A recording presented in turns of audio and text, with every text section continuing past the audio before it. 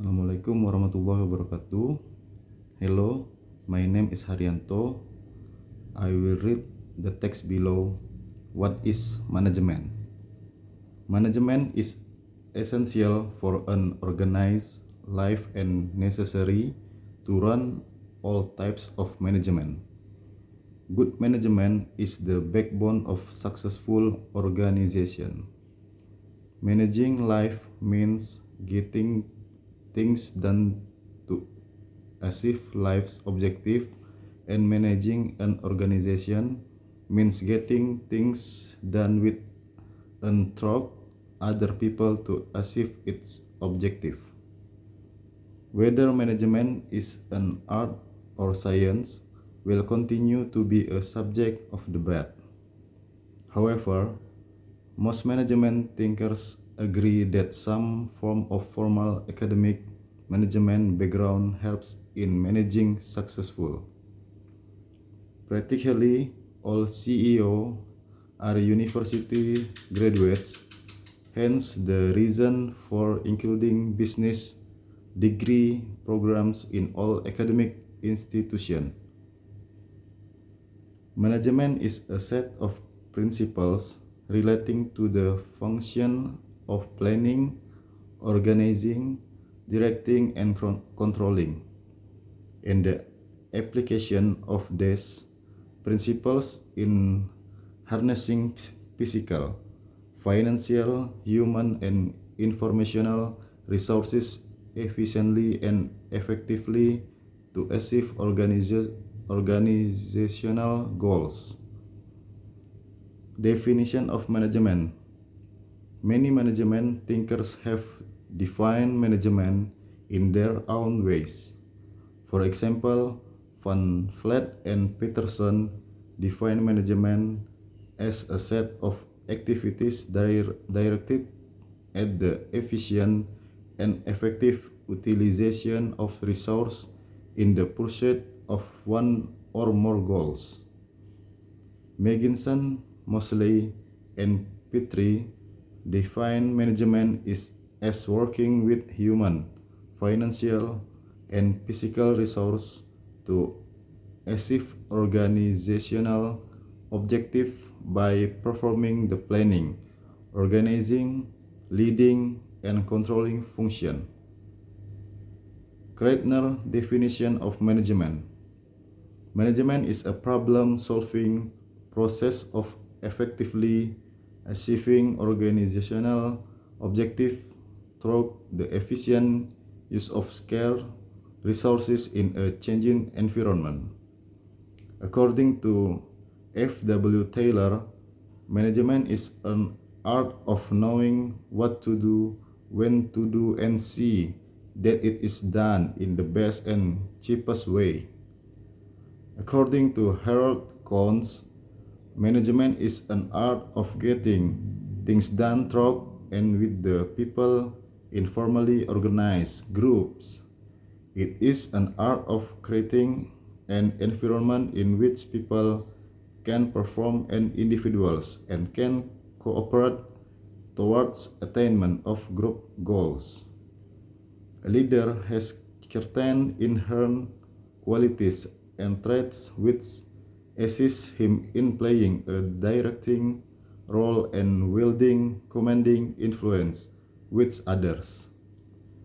Leadership is an integral part of management and plays a vital role in managerial operation, while management is an integral component of technical as well as social processes. The practice of management is as old as human civilization. However, the study of management in a systematic and scientific way as a distinct body of knowledge is only of recent origin.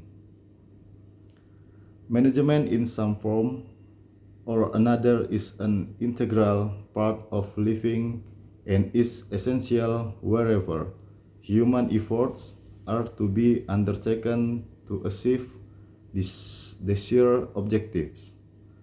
The basic ingredients of management are always at play, whether we manage our lives or our business.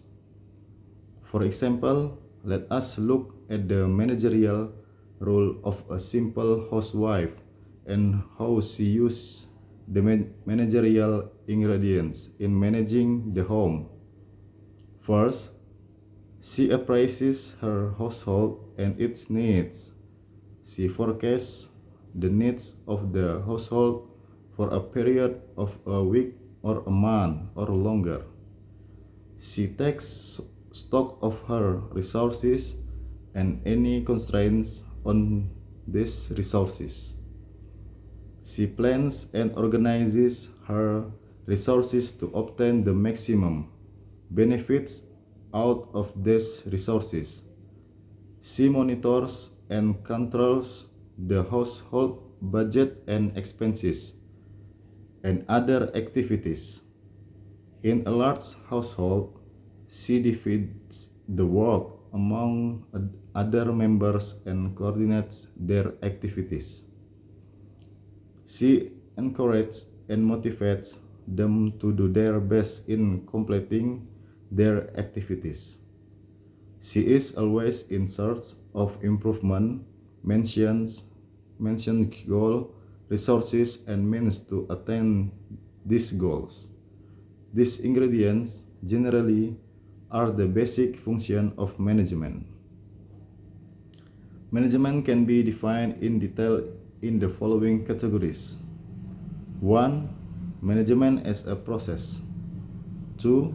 Management as an activity. 3. Management as a discipline. 4. Management as a group. 5. Management as a science.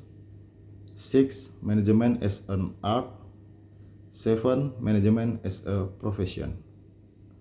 The concept of management is as old as the human race itself. The concept of family itself required that life be organized and resources of food are apportioned in a manner so as to maximize the utility of such resource.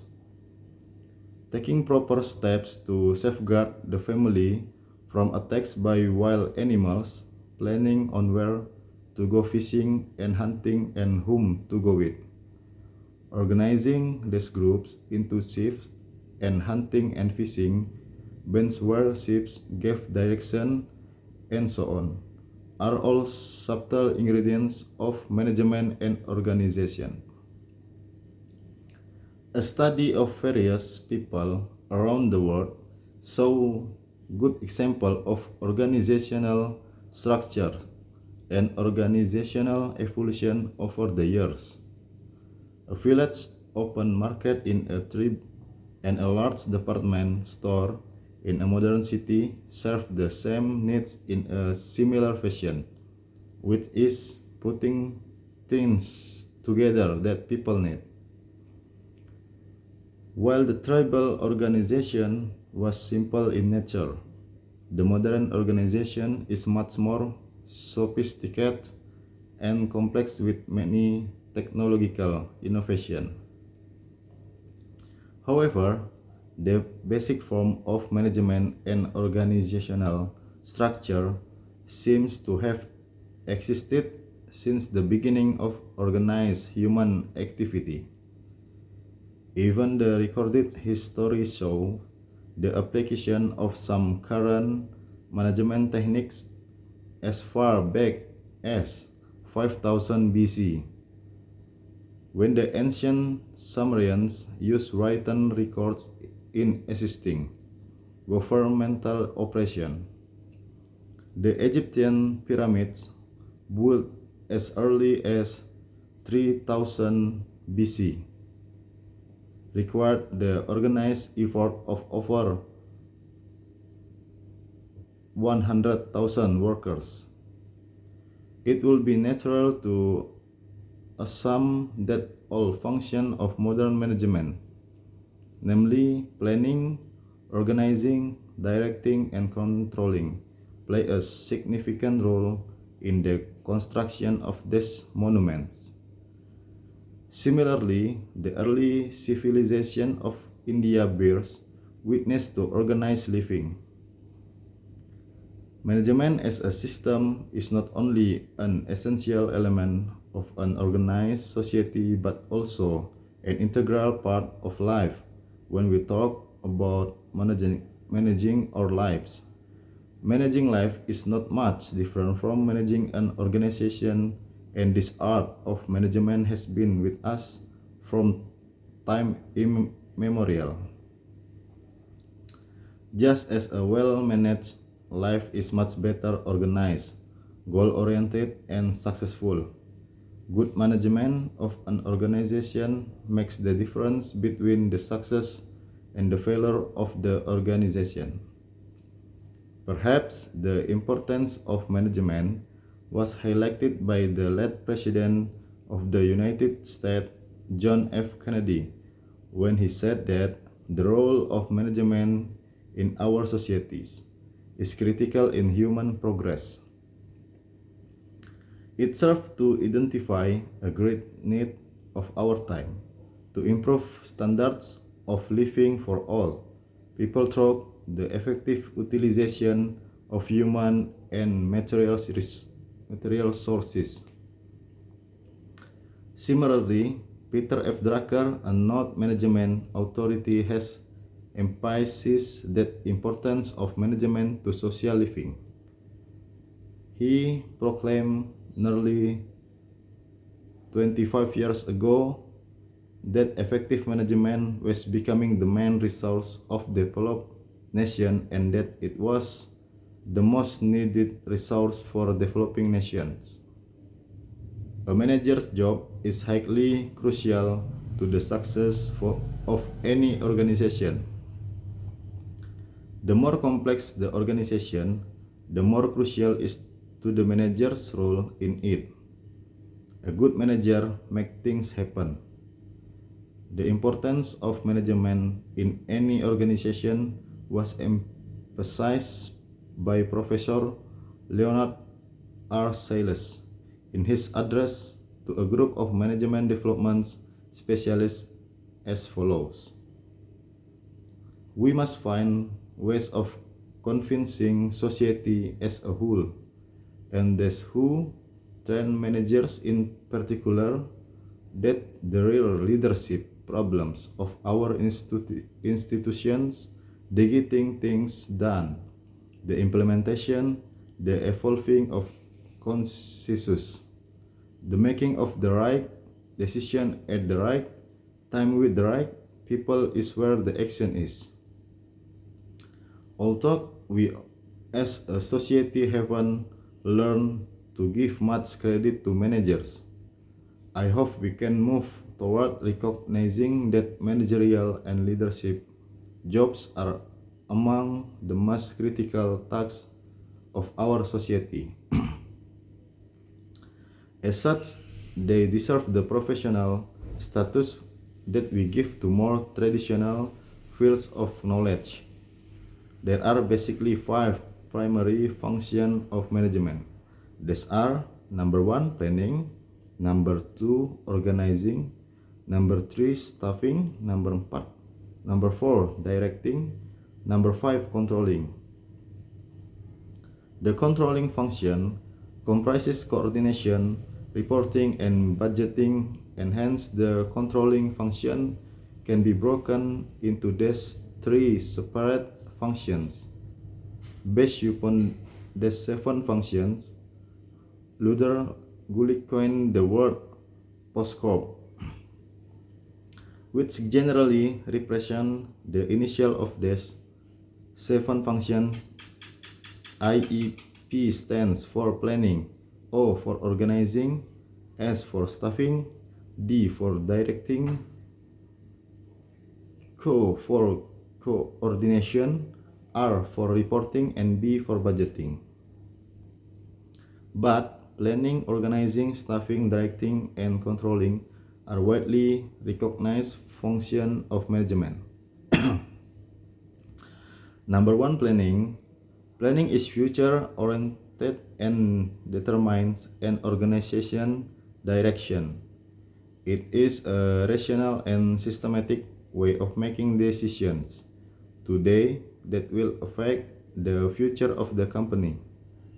It is a kind of organized foresight as well as corrective hindsight. It involves predicting of the future as well as attempting to control the events. It involves the ability to foresee the effect of current action in the long run in the future.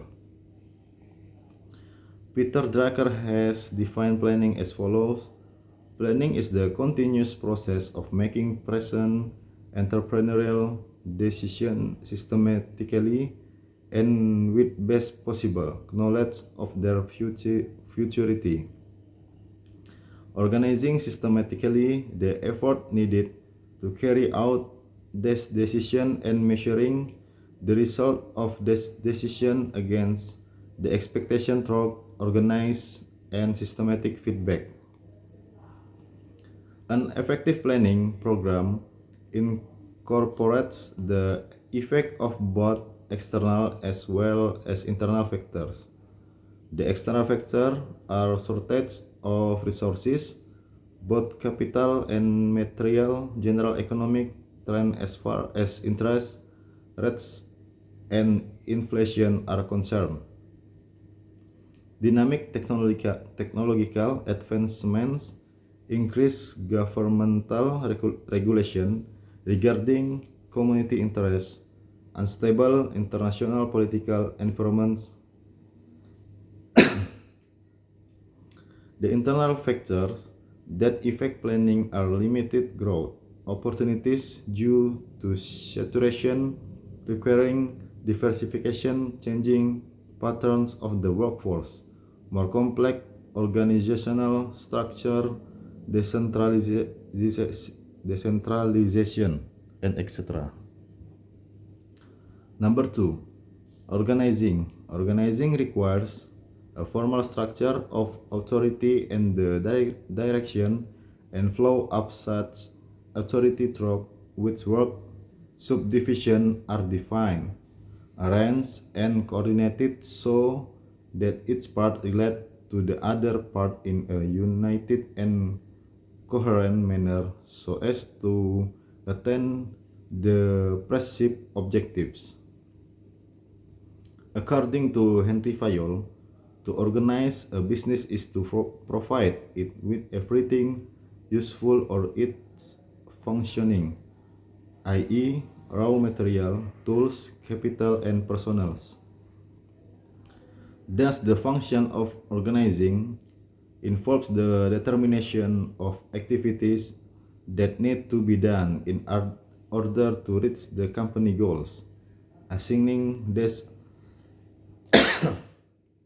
activities to the proper personnel and delegating the necessary authority to carry out these activities in a coordinated and cohesive manner. It follows, therefore, that the function of organizing is concerned with 1. Identifying the tasks that must be performed and grouping them whenever necessary. 2. Assigning the tasks to the personnel while defining their authority and responsibility. 3. Delegating this authority to these employees. 4. Establishing a relationship between authority and responsibility. 5. Coordinating these activities. Number 3. Staffing. Staffing is the function of hiring and retaining a suitable workforce for the enterprise both at managerial as well as non-managerial levels. It involves the process of recruiting, training, developing, compensating, and evaluating employees and maintaining this workforce with proper incentives and motivation. Since the human element is the most vital factor in the process of management, it is important to recruit the right personnel. According to Coates and O'Donnell, managerial function of staffing involves managing the organization structure through the proper and effective selection, appraisal, and development of personnel to fill the roles designed in the structure. This function is even more critically important since people differ in their intelligence, knowledge, skills, experience, physical condition, age, and attitude, and this complicate the function. Hence, management must understand, in addition to the technical and operational competence, the sociological and psychological structure of the workforce. Number 4, directing. The directing function is concerned with leadership, communication, motivation, and supervision, so that the employees perform their activities in the most efficient manner possible in order to achieve the desired goals. The leadership element involves issuing instruction and guiding the subordinates about procedures and methods. The communication must be open both ways so that the information can be passed on to the subordinates and the feedback received from them. Motivation is very important since highly motivated people show excellent performance with less direction from superiors. Supervising subordinates will lead to continuous progress. Report as well as assure the superiors that the direction are being properly carried out. Number 5, controlling. The function of control consists of those activities that are undertaken to ensure that the events do not deviate from the prearranged plans.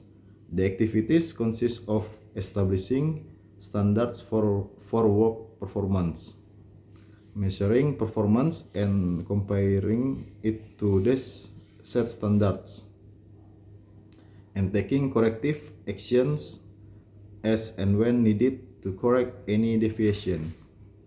According to Cons and O'Donnell, controlling is the measurement and correction of performance activities of subordinates in order to make sure that the enterprise objectives and plan desired to obtain them as being accomplished. The controlling function involves A.